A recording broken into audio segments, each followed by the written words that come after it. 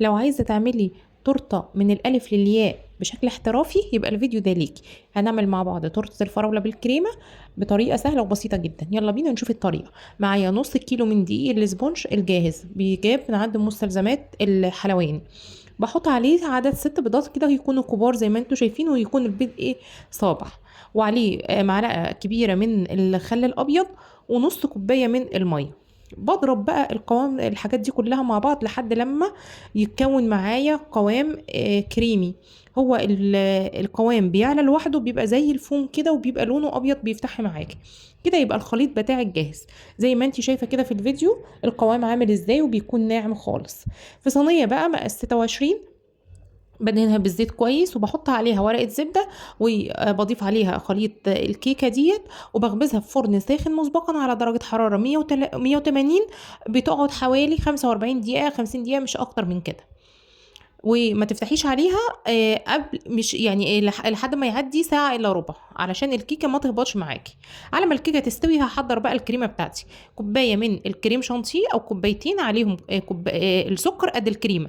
كوباية كريم شانتيه عليها كوباية من السكر البودرة، معلقة كبيرة من الكريمة اللباني البودر، معلقة كريمة من البيستري كريم، ودول الاختياري بس بيدوا ريحة حلوة قوي للكريم. بحط عليهم كوبايتين مية واضربهم مع بعض كويس واحطها في التلاجة. الكيكة بتاعتي بعد ما اتخبزت لونها خطير ذهبي وريحتها تحفه جدا. ببدا ان انا اقطعها بقى بمنشار الكيك او بسكينه مشرشره، بس طبعا بعد ما تبرد خالص. قسمت الكيكه بتاعتي هنا ل3 طبقات. هحشي بين كل طبقه والتانية.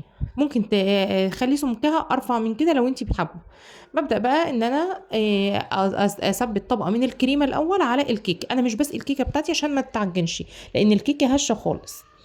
بحط طبقة من الكريمة وعليها قطعة من الفراولة.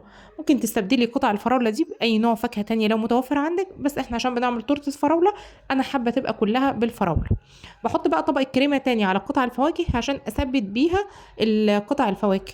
وبحط الطبقة التانية وبعمل نفس الخطوات. ممكن الطبقة التانية ممكن تحشي مربى فراولة لو انتي حابة، أو قطع فراولة. أنا هنا حطيت قطع فراولة برضو تاني، واثبتها برضو بنفس الطريقه بطبقه من الكريمه. وبعدين احط الطبقه الخارجيه وادي بقى ايه طبقه من الكريمه كده خارجيه. بدي طبقه خفيفه الاول وبعدين ادخلها التلاجة تتماسك واطلعها واحط الطبقه النهائيه. انا هنا كنت مستعجله طبعا فعملتها مره واحده على بعض. ببدا بقى ان انا اساوي طبقه الكريمه كويس قوي واثبت عليها قطع فراوله كده من الجنب زي ما انتم شايفين.